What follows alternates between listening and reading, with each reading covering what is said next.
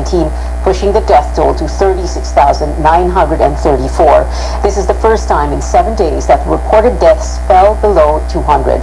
But today's figures do not yet include data from 5 testing laboratories. Now, COVID-related deaths hit a new peak in August, partly because of the highly transmissible Delta coronavirus variant. The health department says Delta is now the most common variant of concern found in the country. Kylie Bonkin has more. This graph shows the SARS-CoV-2 variants found in the Philippines this year. There were only 5 variants of concern cases in January, all alpha. The others not as alarming. In February, more people got alpha and beta variants, driving the surge in March and April. Then Delta came in the picture, and true to its reputation as the more transmissible variant, it was only a matter of weeks before more and more people caught Delta. In September, almost 9 out of 10 tested for variants have Delta, making it the most commonly found variant in the country. Sampling methodology also affects these proportions, as samples from target areas or populations are prioritized more. Delta is found in all age groups, especially among 20 to 59 years old. The death rate among those with Delta, about 2.5%, higher than the death rate among total confirmed COVID cases. The elderly with Delta are more likely to die, 17 out of 100 people for 80 years old and above. Even children are not spared. Almost 2 out of 100 children aged 9 below died. This variant drove many hospitals beyond limits. August recorded an all-time high in deaths, an average of 155 people every day, more than the surge in April. The national case fatality rate was lower this year than last year at 1.47% versus the 2.47% in 2020. Despite cases and deaths increasing by more than twofold this year. About 20,000 new infections are reported on a daily basis in the past 2 weeks. Both the Octa Research Group and the Health Department say COVID cases don't seem to be growing as much this past week, but they differ on whether or not it already peaked in Metro Manila. We may have peaked. This is just in its early stages. We're just seeing the peak from last week. So it can still reverse. It can still change. If we may have already peaked, then cases are starting to go down. When we had an average of almost 6,000 cases, yun ang peak natin. Pag-aralan pa maigi yung datos natin. Patuloy pa rin tumataas ang mga kaso natin sa National Capital Region. Although bumagal ang pagtaas, pero tumataas pa rin siya. This delayed peak may be due to a slowdown in the case increases brought on by implemented community quarantine restrictions, improvement of PDITR, and vaccination.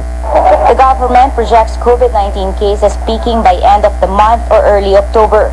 For now, 12 regions remain at high risk, where hospitals are almost already or still full, and those getting sick are growing by the day. Caroline Bonkin, CNN Philippines. More COVID-19 vaccines arrived in the country, bringing the total to over 64,500,000 more shots from Pfizer will also be delivered tonight. Based on the latest data, more than 41 million doses have been administered. That means 18 million Filipinos are fully vaccinated, while around 22 million got their first dose. The government aims to fully vaccinate over 20 million by the end of the month. This is still quite far from the government's target of vaccinating more than 17 million people, or 70% of the population. In the coming weeks, the country will receive 12 million doses from Sinovac, Pfizer, Moderna, Sputnik, and AstraZeneca. Now, President Duterte's former economic advisor, Michael Yang, denies he financed Pharmaly. That is the controversial firm at the center of congressional probes into alleged irregularities in the government's pandemic spending. Yang, through an interpreter, said he merely acted as a bridge. Mr. Yang said that when Lincoln approached, he referred him to friends, diba, who would be able to assist them financially. So what Mr. Yang did was to give parang towards his friends, he was like he gave his assurance with respect to the credibility of the borrower or sila Lincoln.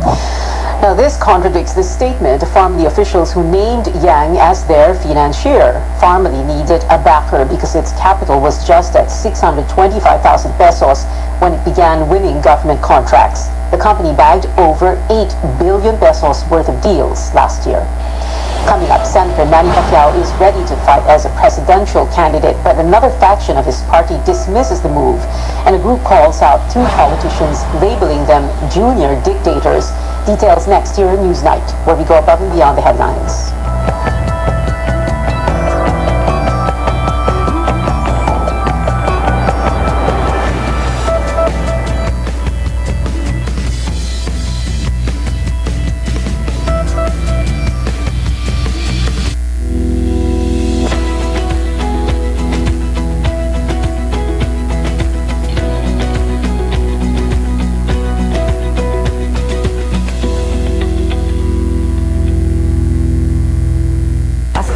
Belarus, my main responsibility was to see to it that the citizens that were in the Philippines were able to get back to their country. With my busy schedule, I discovered MX3 is a big factor in improving our health, and I've been taking it for more than 7 years already. I'm Annette Ablan, the Honorary Consul of the Republic of Belarus to the Philippines.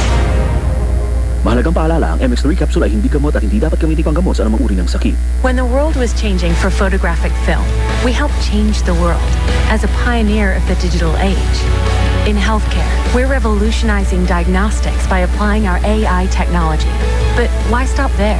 When we can focus our AI and IoT expertise on business innovation, helping tackle some of the toughest challenges in the workplace. When it comes to innovating for a healthier world and a more sustainable society, we'll never stop. Fujifilm. Value from innovation. Nagsimula sa isang pangarap. Ako na po, ma'am. Ika'y tutulungang ibahin ang buhay na nakasanayan. Naka 24 months ka na sa pag-ibig. May panghulog na ako sa motor. Uy, bagong motor! Gagawa ng hakbang para mapaghandaan ng forever. Ka, ha? At harapin ang bukas nang may maaasahan. Simulan mo na ang forever mo ngayon. Fund your forever with Pag-ibig Fund. Register today. A promise is not always easy to keep. But when it is to the ones you love, it's unbreakable. For all your unbreakable promises, Ford Everest. For my babies, only vet-approved Nutri-Chunks puppies. The only one with active boost and prebiotics na pampalisto. Made with real meat with essential nutrients to help them grow strong and healthy. Happiness! Listo, ganado sa Nutri-Chunks puppies. Bank of Commerce. What we are is personal banking, where we understand that every deposit is your hard-earned money. Every loan is for good reason. Every service aids in your convenience. Every business of ours is meant to grow yours. We hear you, feel you, and we act on your every banking need. Bank of Commerce, an affiliate of San Miguel Corporation.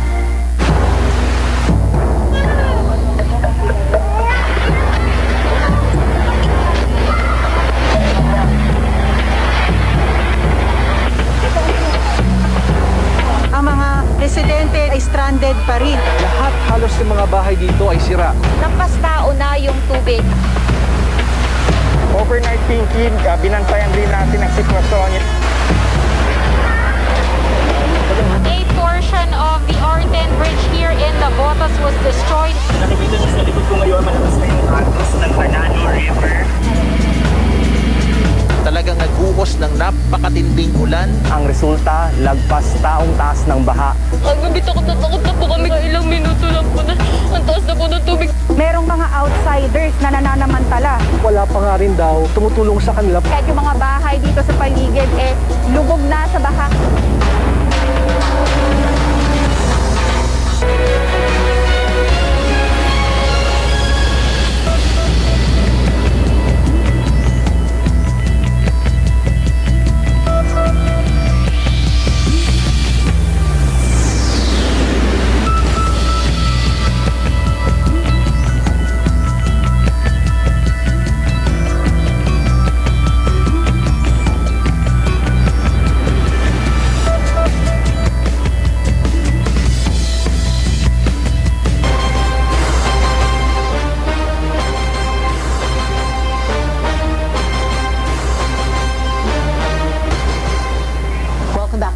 where we go above and beyond the headlines, it is official. Senator Manny Pacquiao declares he will run for the presidency in the 2022 elections.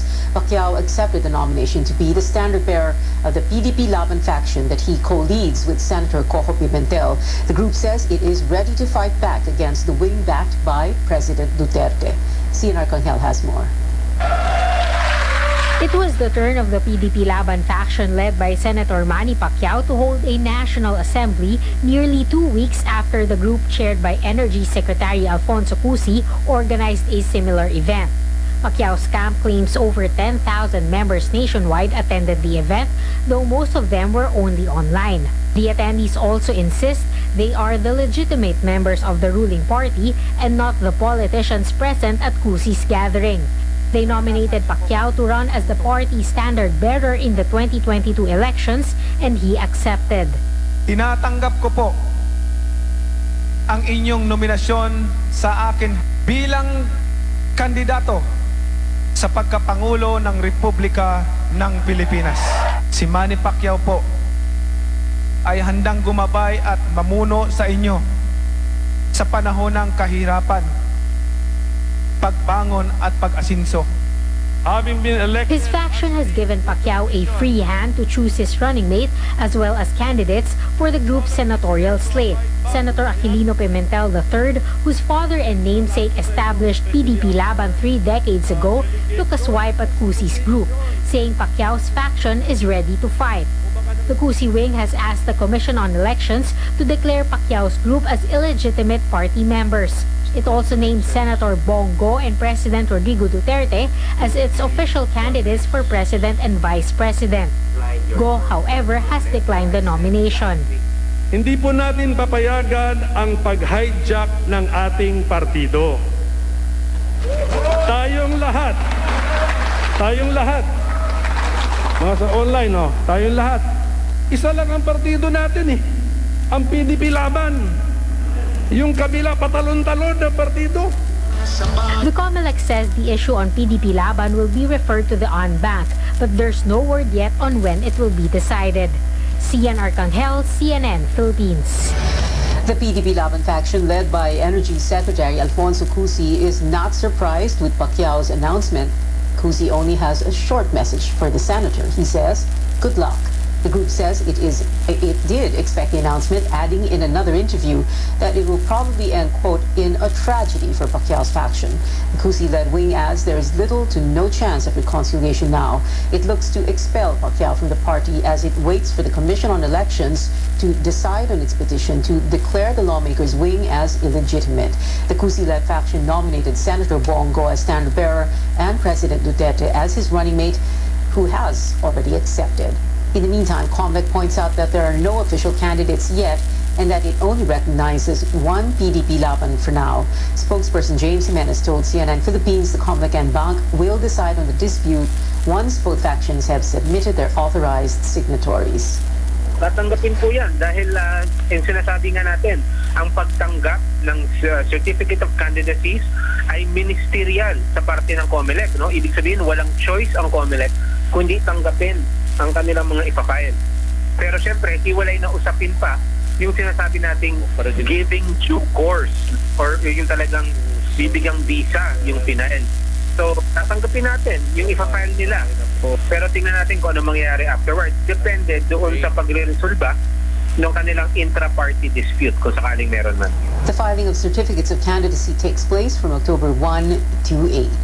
49 years ago, the Philippines entered a dark period as described by activists and those who experienced the horrors of martial law. Today, on the eve of the anniversary of its declaration, groups launch activities to counter misinformation about the Marcos regime. They say this is also their way of standing against two possible presidential runs. Our George Cahilas has that story. Junior dictators. That's how this group describes Davao City Mayor Sara Duterte and former Senator Bongbong Marcos as they call on the public to reject their possible presidential bids next year. The group claims the presidential daughter and Marcos benefited from and actively defended their father's authoritarian leadership. Duterte is a daughter of President Rodrigo Duterte, and Marcos is a son of dictator Ferdinand Marcos. The mayor refused to comment. Marcos has yet to respond to our query. Hindi natin papayagang maulit-muli ang pangungalimbat ng mga Marcos at hindi natin papayagang maulit-muli itong formally na ninanakaw hindi lamang kaban ng bayan kundi ang ating buhay sa gitna ng pandemya. Kaya mga kasama sa araw na ito, paalala, reject, reject, reject junior dictators! A bigger protest is expected tomorrow to commemorate the 49th anniversary of martial law declaration. Human rights violation victims and their families are expected to participate. Amazing, wonderful. Meanwhile, the University of the Philippines launches a webinar series fact-checking misinformation and disinformation about martial law in the Marcos family. Academicians say information about the former president's extraordinary childhood and World War II heroism is a myth and quoted from what they say are manipulated biographies. And these must be corrected through education. Ngunit kapag hindi naiwasto ang direksyon ng edukasyon ng kabataan, ay lalong hindi mapipigilan ang panunumbalik ng mga Marcos at ng mga katulad nila. Hindi mababago ang tuloy-tuloy na paghaharing nakasasakal ng mga pangpolitikang dinastiya sa ating bansa. Academicians say, while the Marcoses want to project the true, the good, and the beautiful under their 21-year rule, studies and research has instead uncovered the false, not good, and ugly facts at the time. George Cahiles, CNN Philippines. Still ahead, K-pop fans can look forward to a popular boy band using its voice to talk about sustainable development. And programs on the TV screen go head-to-head at this year's Emmy Awards, with 2 dramas taking the lead for number of wins. Keep it here on Newsnight.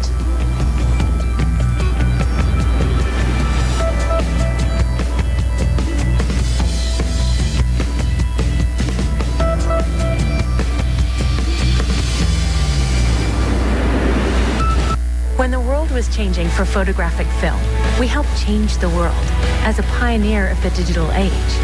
In healthcare, we're revolutionizing diagnostics by applying our AI technology. But why stop there? When we can focus our AI and IoT expertise on business innovation, helping tackle some of the toughest challenges in the workplace. When it comes to innovating for a healthier world and a more sustainable society, we'll never stop. Fujifilm, value from innovation. When it comes to heroes, kahit kailan hindi nagkulang ang Pilipinas.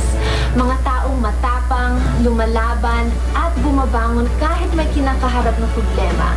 O yung mga tinatawag nating never say die attitude. I'm Cristel Abello, your 2021 Ginebra San Miguel Calendar Girl, here to show you just how far a ganado sa buhay attitude can take you. Kaya samahan niyo akong kilalanin ng mga taong pwede nating pagkuhanan ng inspirasyon, lalo na sa panahon ngayon. Here on Bagong Tapang Stories.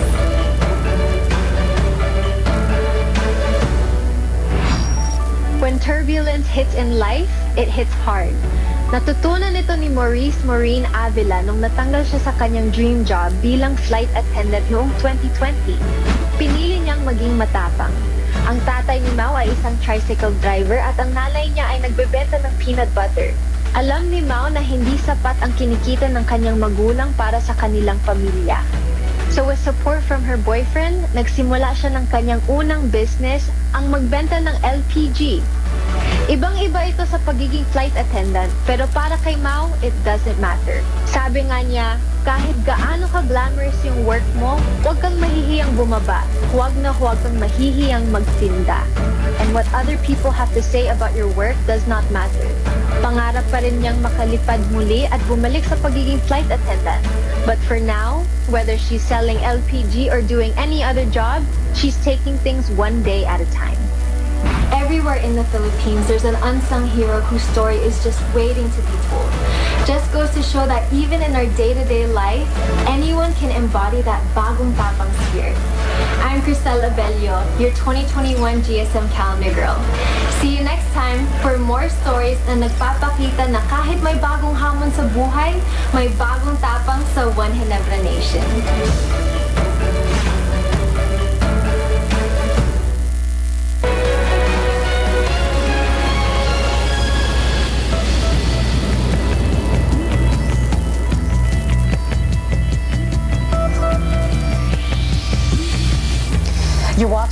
I'm Pia Ontiveros. Another Filipino athlete making the country proud. Cue artist Carlo Biado claims this year's U.S. Open pool title after a come-from-behind win over Singapore's Aloysius Yap in the finals. Biado had to fight back after being down 3-8, taking the last 10 racks of the contest for the victory. Biado is the first Filipino U.S. Open pool champion since billiards legend Efren Bata Reyes in 1994. Now, in entertainment, K-pop group BTS will once again address the United Nations, this time as Korea's special envoy for future generations and culture. They are accompanying South Korean President Moon Jae-in to New York for the second meeting of the Sustainable Development Goals moment, starting tonight at 8 Manila time. Aside from giving remarks, the 7-member group will also perform for the 30 member states and stakeholders attending the event. This will stream on the UN's YouTube channel and other social media platforms. The 76th session of the United Nations General Assembly will be their third visit to the global organization in 4 years. Now, Marvel's first Asian superhero may not make it to the big screen in China. CNN's David Daniel has that and more in the Hollywood Minute. I thought I could change my name. Start a new life. Shang-Chi and the Legend of the Ten Rings is doing big box office in the U.S., but China's film board has not approved it for theaters there, though future releases have received Chinese release dates. Chinese nationalists reportedly have criticized star Simu Liu, who was born in China but grew up in Canada. The Emperor asks us to bring peace to Arrakis. House Atreides accepts. One of those future releases is already doing well.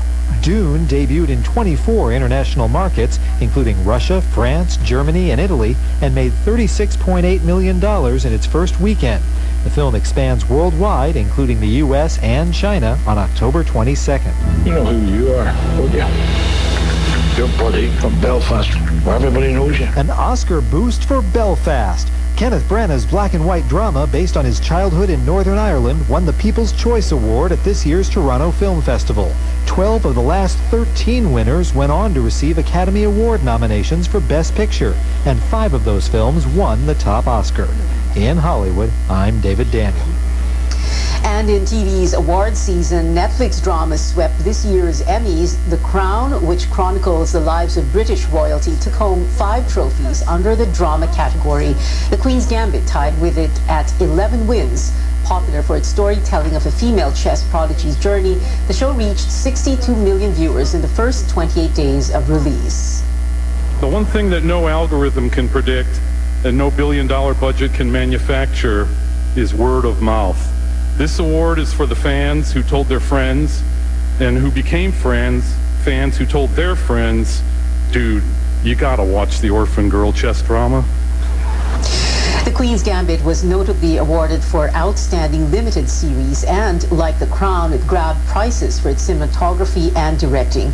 With a total of 44 statues to the streaming company, Netflix now has the highest number of Emmys than any other network or platform in 2021. To view the full list of awardees, you can visit our website and social media pages at CNN Philippines. Well, we still have 96 days before Christmas Day, and that is it for now. Thank you for watching. I'll see you again at 7 on News.ph. I'm Pia Ontiveros for Newsnight, where we go above and beyond the headlines.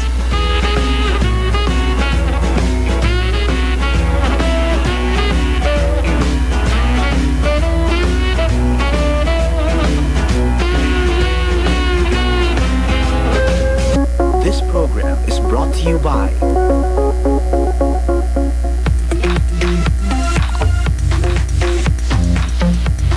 We're back. Hell yeah! I take it very, very seriously. This week on Hollywood Express. F9 is already a record breaker. It's very humbling to watch them and be able to take advice from them. A magical reunion is in the works.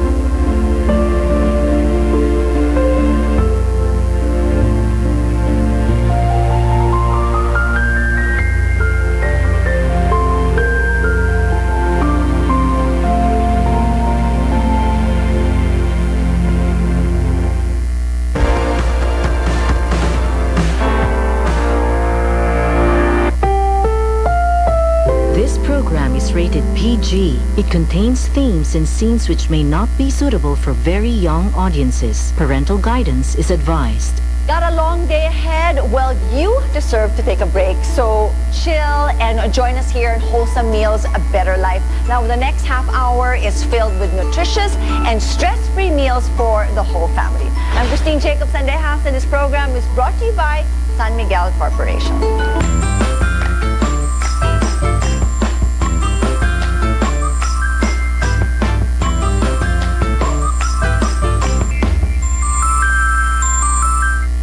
Now, since working from home is definitely the new norm, our days have been really hectic. Despite the deadlines and chores, you can actually whip up delicious meals for your loved ones. And that is why we're here. Now, to help us out, we have Chef KC. Hi, Chef. How are you? Hi, Christine, and hi to all our awesome viewers. That's right. Now, Chef, I see that you've got take a look at this, amazing ulam ideas for all of us today. That's right, Christine. Preparing a healthy lunch or dinner can be stress-free when you choose the best ingredients. Just like ready-to-cook Magnolia chicken templados. We have Cajun barbecue chicken and shrimps and the creamy chicken barbecue rice casserole. Wow, Chef, you outdid yourself once again. These are not just mouth-watering meals na may enjoy ng buong pamilya. It is also nutritious and so easy to whip up. Magnolia chicken templados are pre-marinated so you can cook it straight from the pack, and you have a full meal already. And you're assured of the quality since it comes in sellado sigurado pack to preserve the freshness of the chicken cuts. It comes in 3 flavors, the chicken barbecue, which we're using right now, and also we have chicken teriyaki and chicken tocino. Kaya mga mommies, go ahead and grab yours in Magnolia Chicken Stations near you, your one-stop shop for all your chicken needs. The Magnolia Ready-to-Cook Templados is also available in Monterey neighborhood meat shops, or you can order them online via thehub.sanmiguel.com.ph. At talagang sa Magnolia, sigurado ka at yan ang alagang Magnolia. Let me tell you more about this dish today. So we have first our Cajun barbecue chicken and shrimps. Cajun is an interesting flavor that matches protein like chicken and shrimp. It has the perfect blend of that spice and heat. Now, Chef, I'm really curious then about, some mix ng chicken at saka seafood. What's nice about this dish is even if it has 2 kinds of meat, it's not complicated. Magnolia made it easy for everyone because we're using the ready-to-cook Magnolia Chicken Templados Barbecue. We turned hours of prep into minutes. That is the magic word, hours of prep into just minutes. Again, Magnolia Chicken Templados is ready to cook and pre-marinated. It saves you a lot of time in the kitchen, and you can directly grill or pan fry or even bake the chicken.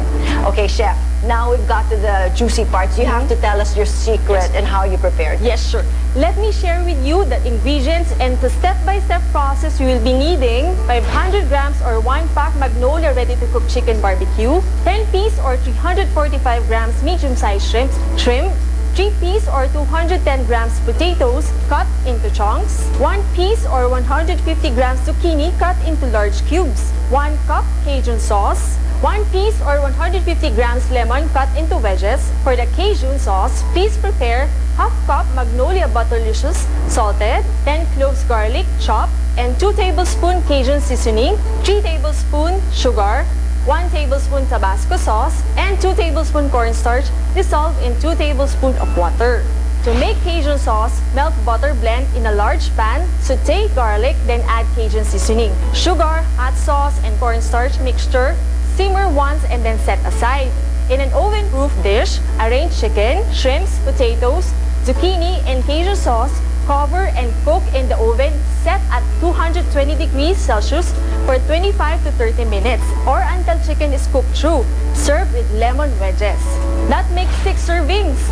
And there you have it, a nutritious and flavorful meal made in minutes. Now, thank you so much for this one, Chef. You actually showed us, diba? Just put everything in one pan, you cook it, and we already have a delicious meal. And this shows you can actually take your ulam to the next level while still saving a lot of time. But we do have one more dish made with Magnolia Chicken Templados Barbecue. We have here the creamy chicken barbecue rice casserole.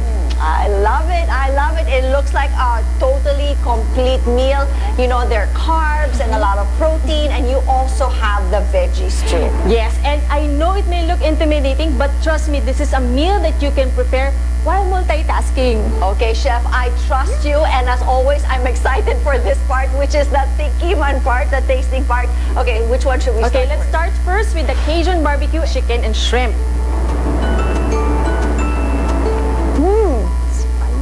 I can't taste. Okay, wait. There now I taste the spice. But parang it disappears after a while. It just gets more delicious. What's even more surprising is how fresh and tender the chicken cut is. It makes it so much easier and more delicious. You know, every bite becomes juicier. I'm happy to see na nag-enjoy ka dyan. So yes, it's a little bit spicy, pero this is something that you can enjoy din with kids. Just go easy with the Tabasco sauce. By the way, the Magnolia ready-to-cook chicken templados is guaranteed fresh since it comes in sellado sigurado packs to preserve all the flavors. The chicken is raised in a stress-free environment. That's why the meat is tender. Okay, it's delicious. Now I'm curious about the next dish, which is why I would like to taste this creamy chicken barbecue rice casserole. I taste the creaminess. It is so delicious. Actually, what's interesting is that the creaminess actually complements the smoky flavors of the barbecue ng Magnolia chicken. Do you know what this reminds me of? It's like that all-around hearty meal. You can serve this during dinner or after you've had a long day with your family. Yes, it's hearty and healthy dinner. Every cut of Magnolia ready-to-cook templados is high in protein and has omega-3 that helps boost our immune system. And if you're a health-conscious mom like me, you know, it's reassuring to learn that Magnolia chicken is free from antibiotic residue, hormones, and steroids. Simply safe and high quality. Yes, talagang sa Magnolia, sigurado ka yan ang alagang Magnolia. There you go. And Chef, once again, thank you so much. I love you for preparing these beautiful dishes for today. I'm glad you enjoyed it, Christine. Again, we have the Cajun barbecue chicken and shrimps and the creamy chicken barbecue casserole. Now, what a delicious and, of course, awesome set of recipes. So, mommies, do get ready because we have more stress-free and time-saving meals just for you. So stay tuned to Wholesome Meals, Better Life. We will be back.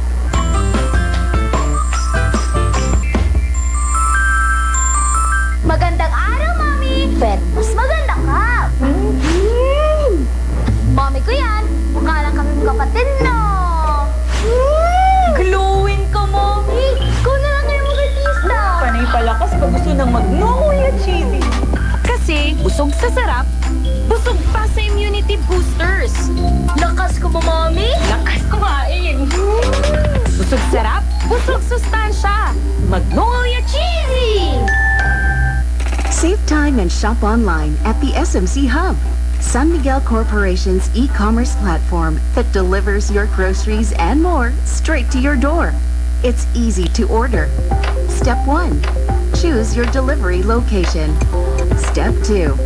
Check out your most trusted San Miguel quality products and add to cart. Step 3. Choose your payment method and check out. The SMC Hub delivers to anywhere in Metro Manila and to select municipalities in Cavite and Rizal. Same-day delivery is available Mondays to Saturdays if you place your order before 12 noon. Spend more time doing the things you love. Just Hub it delivered. Visit us now at thehub.sanmiguel.com.ph. Your home made better with San Miguel. The COVID-19 pandemic changes how politicians will campaign and Filipinos will vote next year. The filing of certificates of candidacy from president down to municipal councilor, as well as filing of nomination and acceptance, will be from October 1 to 8, including weekends. The campaign period for president, vice president, senator, and party list groups is from February 8 to May 7. Authorities will enforce social distancing during political rallies if ever these events are allowed. Campaigning is prohibited on April 14 and 15 in observance of Maundy Thursday and Good Friday. On election day, voters will be subject to health screening first when they arrive at polling precincts. Those with questionable health conditions will vote in isolation polling places. The Constitution sets the elections for the second Monday of May, which falls on May 9, 2022.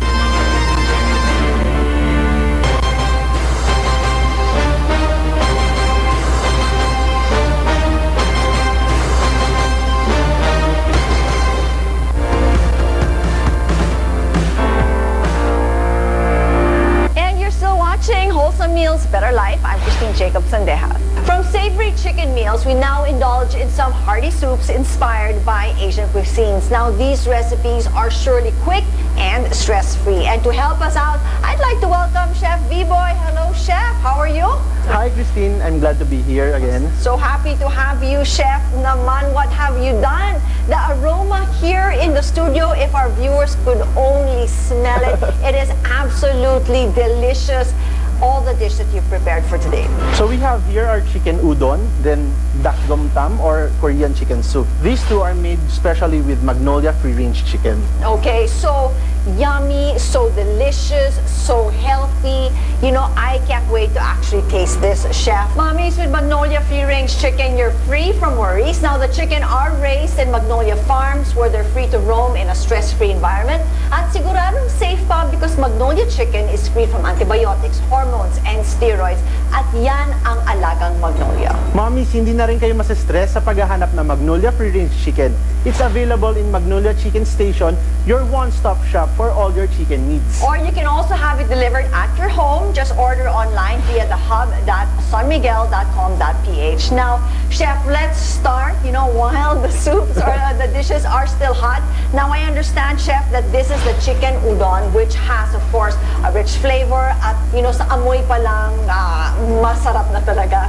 What's your secret, Chef? Well, the secret is the broth. Okay. Yes. This may be a Japanese dish, but we added a lot of Pinoy twist on it. Okay, paano naging Pinoy to, Chef? We added Magnolia free-range chicken as part of the shio or the salted broth. So that is why the authentic native chicken flavor actually stands out. Yes, and of course, we have here our dakgomtam or the Korean chicken soup. And Chef, you know, this dish talaga is very comforting, you know, as you can see from the amazing broth and the delicious chicken. But you also have, you know, yung mga dipping sauce. Yes, this recipe is stress-free. You can make this in less than an hour. I like that. Anything quick, stress-free, you know, less than an hour is perfect. Now, where do we start, Chef? If we want to cook yung dakgomtam at home, how it looks difficult? You can make a good soup with a flavorful and high-quality chicken, just like the Magnolia free-range chicken. We don't need a lot of ingredients, kaya the soup is really up to the chicken. We will be needing 1.1 kilo of whole Magnolia free-range chicken, 8 cups or 2 liters water, 1 piece or 30 grams garlic, it is peeled, 1 piece or 30 grams ginger, peeled, then sliced, 2 stalks or 60 grams onion leeks, separate white stalks and leaves sliced, 1 piece or 120 grams onion, sliced in half, 1 tablespoon peppercorns, 1 cup of kimchi. For the dipping sauce, please prepare 1/4 cup dark soy sauce, 1/8 cup cane vinegar, and for the spicy dipping sauce, we need 2 tablespoons gochujang, 1 clove garlic minced, 3 tablespoons chicken broth, and for the side dish, prepare 1 cup of kimchi. Combine soy dipping sauce ingredients in a bowl and set aside. Next, combine spicy dipping sauce ingredients in another bowl and set aside. Then, prepare the chicken. Combine chicken breast side down, water, garlic, ginger, white part of the leeks, onion, and peppercorns in a stock pot. Simmer covered for 15 minutes. Turn chicken and simmer for another 15 minutes. Place in a large serving bowl. Top with onion leeks and serve with dipping sauces and kimchi. This makes 8 servings. And that's it. It only takes us 35 minutes to do it. I mean, Chef, sabi mo nga, 15 minutes one side, tapos flip the chicken, tapos another 15 minutes. Yes. We're done, right? We have a delicious meal. To complete the experience, you can serve it with kimchi and the dipping sauces. We have soy vinegar here and gochujang paste. I added portion of the broth to the gochujang for more flavor. So that is the secret on how to prepare this flavorful dish. Thank you so much. Perfect ito, Chef. Kasi, syempre, mahilig naman kami. Ang mga daughters ko rin, di ba? Ng mga Korean drama. Super, super love namin yan. So this will definitely be our next go-to dish. Now, it's time for you to try them. First, we have your chicken udon. Be careful, medyo mainit-init pa. Yes. So how difficult or how easy is this to make? It's so easy for the broth. Just dump all together the ingredients. Yung free-range chicken natin yung talaga magpapalasa dyan. And you know also, Chef, you know what I love is that I can actually taste the authentic native flavor of the Magnolia free-range chicken. It is so tasty. You know, the texture of the chewy udon also, and the tender cuts of the meats, of course. This is definitely a heartwarming soup. Okay, Chef, from this one, I'm excited to try the Korean chicken soup. All right, let's try this. Okay, looks good already.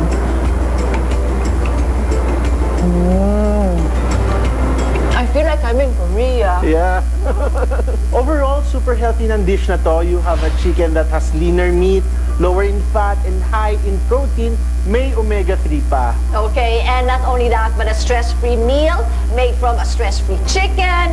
As a Magnolia free-range chicken, sigurado ka yan ang alagang Magnolia. Christine, I hope that you enjoy the dishes today, ah? I did, Chef. And you know what I like about it? Because it's really so healthy and so clean. So thank you so much for sharing this with us. All right, thank you.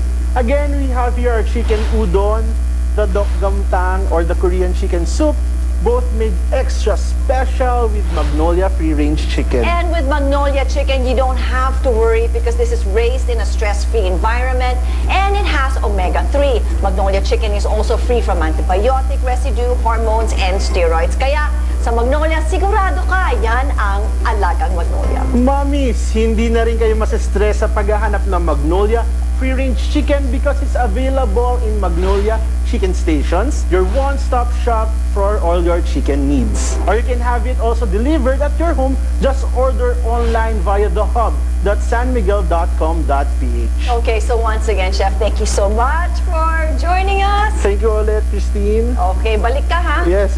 And up next, we'll be sharing with you exciting and excellent dishes made with Magnolia cage-free brown eggs. So don't go away. Wholesome Meals, Better Life will be right back.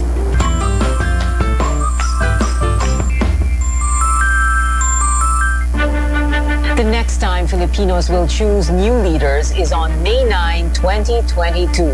The 1987 Constitution states that elections shall be held every second Monday of May, a major political exercise since the Commission on Elections expects up to 63 million voters, including some 4 million who just registered to cast their ballots.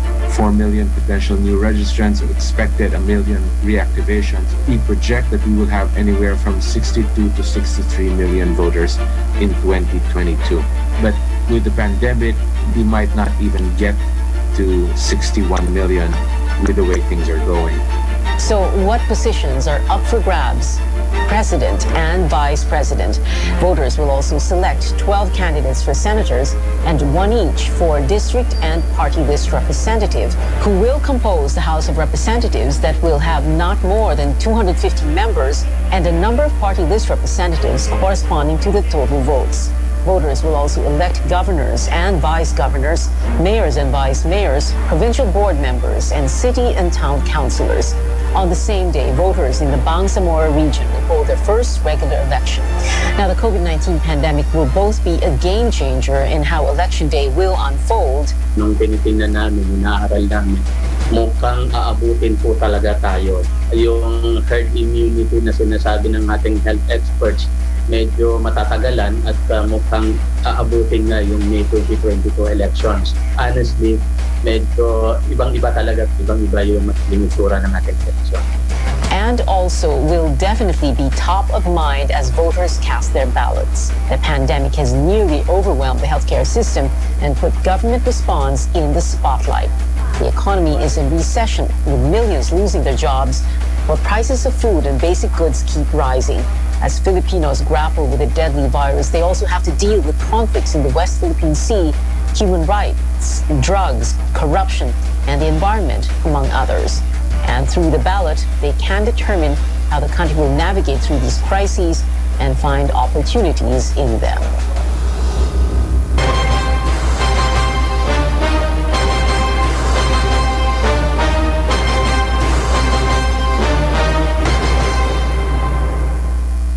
Overseas voting frequently asks questions for the 2022 elections. Who can register? Filipinos at least 18 years old who were abroad during the voting period and not disqualified by law. When to register? The deadline for overseas voter registration is September 30, local time of the country where the overseas voter temporarily resides. Where to register? Applications may be filed at any post abroad or at designated registration centers outside the post or in the designated registration centers in the Philippines.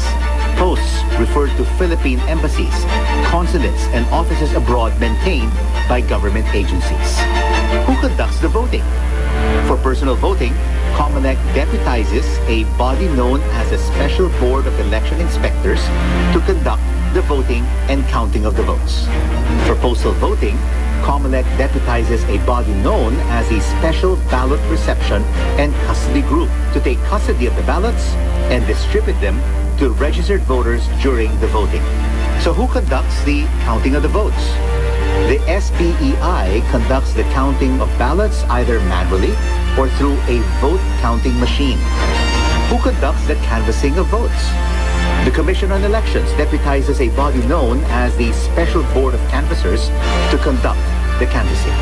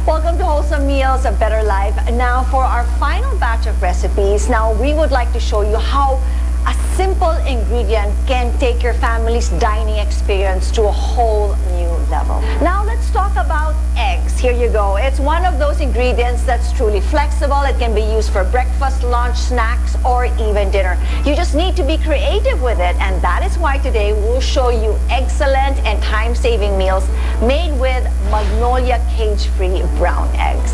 And to help us out, we have none other than Chef Yen. Hello, Chef. You are the expert for today. There you go. It's nice to see you again. Nice to have you. So for today, we have egg fried rice and pizza eggs made with Magnolia cage-free brown eggs. Magnolia cage-free brown eggs are antibiotic-free, naturally nested, rich in native flavor, and packed with nutrients because it comes from happy and stress-free Magnolia chicken hens. Now these dishes, of course, Chef, that you prepared for us, take a look at that naman. It looks so promising.